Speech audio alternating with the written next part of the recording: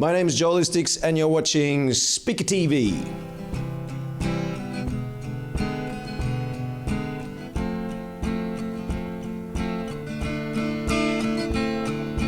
These days I've been watching so much TV, like old episodes of The Sopranos. Blue Volume is my new album, which comes out in 2 days, and it's the second solo record that I've done. The title is well, I think it's kind of a way of representing the content on the album, which is quite dark. There's a lot of songs about breaking up and about a kind of dislocation from Australia and a sense of kind of frustration with the political and social landscape. So I don't know, I guess the name is like Loud Sadness is the meaning behind it. It's that easy to fall so low that your heart starts bleeding. You get heavy and you feel alone, like you woke up in the middle of a Bukowski poem, but you can't turn the page, you can't turn back, and someone over there... The sound of Blue Volume is very influenced by punk music and by sort of my early influences of rock bands, even bands like Faith No More and the Red Hot Chili Peppers and Fishbone and the Dead Kennedys and Fugazi and all these bands. You know, I never stopped loving them even when I was a really big hip-hop fan.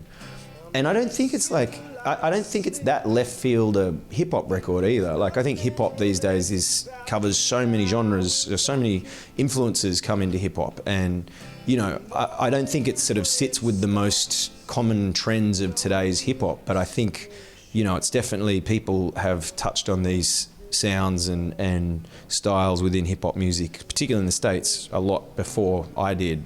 So I don't think it's like crazy new and original, you know, reinventing the wheel, but I think for me it's just personal, because like I grew up as a drummer. That was my first instrument. When I was in high school, I played drums in punk bands.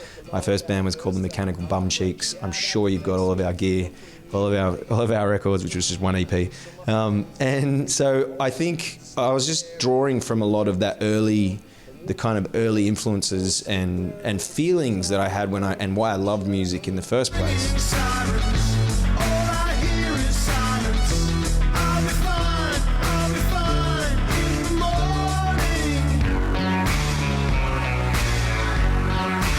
I went to Berlin for 3 months to write the second solo record in 2012, and so I was over there 2 years ago, in fact, and I wrote some really great material and was living in this amazing apartment in Prenzlauberg, and then at the end of the writing session I went down to Barcelona for a holiday, and I hired an Airbnb apartment in the Gothic barrio, which is kind of in the city of Barcelona, and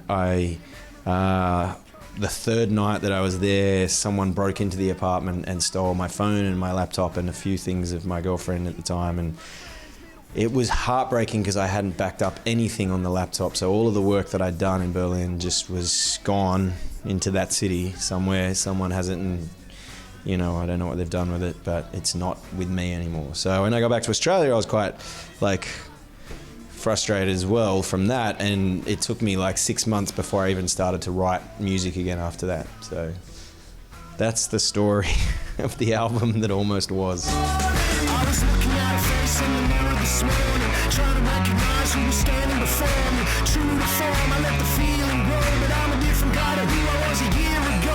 A little more. The difference between Voyager and Blue Volume is that Voyager was written on the road. It was written while I was traveling, so it was written in Mongolia and China and Paris and also in Berlin a little bit, and then some parts of it in Melbourne were tracked, like vocals particularly. Whereas Blue Volume was written pretty much entirely in Melbourne. So after I got back from Berlin and my laptop had been stolen, I just holed up in studios and wrote everything here. So I had actually had access to a lot of better gear, and I think sonically Blue Volume is a lot stronger than Voyager.